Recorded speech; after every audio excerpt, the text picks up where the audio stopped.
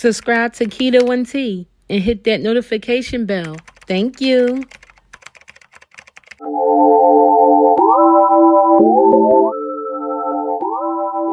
What's that on that beat? Magic, baby, tell me why you disappear.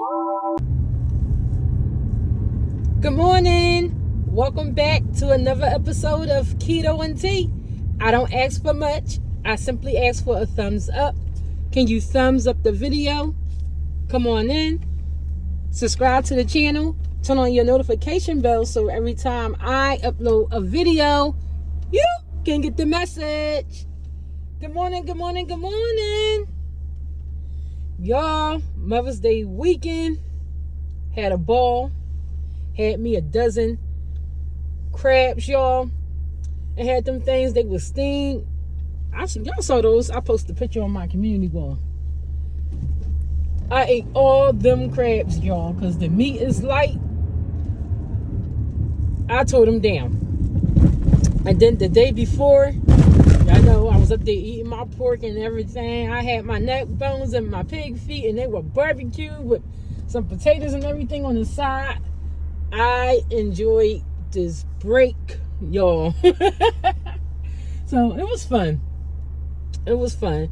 You know, I Ain't Going and we went live on Saturday night, and it wasn't an episode of 227. We was just chilling on the stoop. So we just had a conversation because people were hitting me up behind the scenes like, hey, go live. We got our drinks. Go live so we can sit on the stoop and laugh and talk. And sometimes that's good. You know, you want to go live. People just want to hear you laugh and talk. It's a good thing. So we did that. Had a little fun there. So if you haven't already, please go back and check the live out from Saturday. We did an episode of Sitting on the Stoop. So next week we will be in our new location. So if you already subscribe to the channel and if you support the channel, you already have my new address to the new house. We still got the same address though, but we in a different location. So our address is 227 ... So stay tuned for that. We're going to open up the show and we're going to laugh and talk a little, and we're going to explain everything to you, the vision and everything. And we want good neighbors, y'all, good neighbors, because when you think about a neighbor, you're thinking about a close-knit community. And in your neighborhood, you got different things in your neighborhood. You got your hospital, you got your banks, you got your everything in the neighborhood. So what I'm doing is I'm building a virtual neighborhood in my community. And the people that I do want for neighbors, maybe they'll move there. You never know.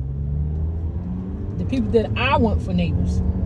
Because the people that I had for neighbors growing up, they were kind, caring, and loving. And we were always there for one another. If someone got home from school and your mama went home, guess where you can go? To the neighbor's house. That neighbor kept you safe, fed you and everything until your mama got home.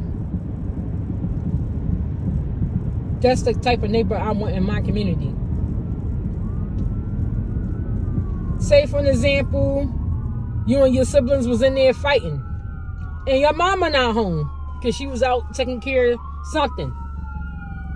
Look at it, y'all. It must be a fire. They got the fire trucks, rescue wagon, and everything. Something happened. I wonder what happened. You know it's going to be on the news later, chill.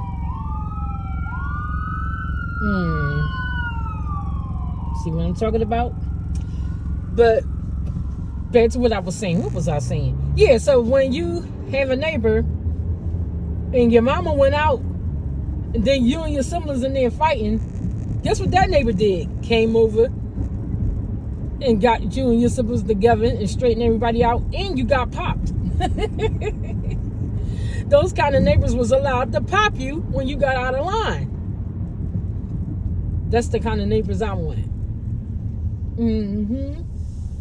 What else is it?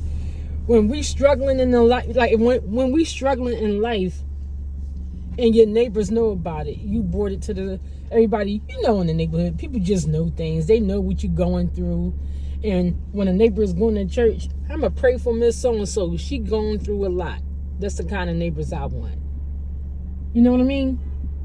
If I'm going through, I should be able to lean on my neighbor, hey, for a little helping hand, just for some encouragement, some words of advice. That's the kind of neighbors I want in my community, y'all. Yeah, and I keep saying my, because I'm building what I want. You see what I'm saying? And there's nothing wrong with that. Sometimes you got to be a little selfish for you to get what you need. And there's nothing wrong with that. It's definitely not. What else is going to be in this community? I'm not going to say everything is going to be a Mr. Rogers neighborhood. I'm not building a Mr. Rogers neighborhood now. But can we get close to it? Yeah. But it's definitely not going to be Mr. Rogers neighborhood, because in the hood, sometimes people have they falling out. People get into it. People do fight. But when people are fighting, you don't get in the middle of it. You just be like, oh, so-and-so, they were fought over this. It was a miscommunication, a misunderstanding. They was able to settle that. They handled that. Everything good now. And then what happens? You fought someone that week. Next couple of weeks, you're speaking again. That's the kind of neighborhood I want. You see what I'm saying, y'all? But like I said, it just depends on who your neighbors are. So anyway, y'all, I'm going to go on and end this video. Don't forget to like, comment, share, and subscribe to the channel. Turn on your notification bells so every time I upload a video, you can get the message. And also, next Sunday, tune in. We're going to be telling stories of the Bible. Now, we're not doing Bible study. No, we're not. We're going to be telling stories of the Bible.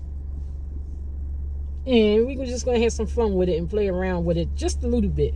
But we're going to keep it respectful and everything else. You already know how I feel about Jesus. Don't do him. But anyway, y'all have a blessed one. Bye.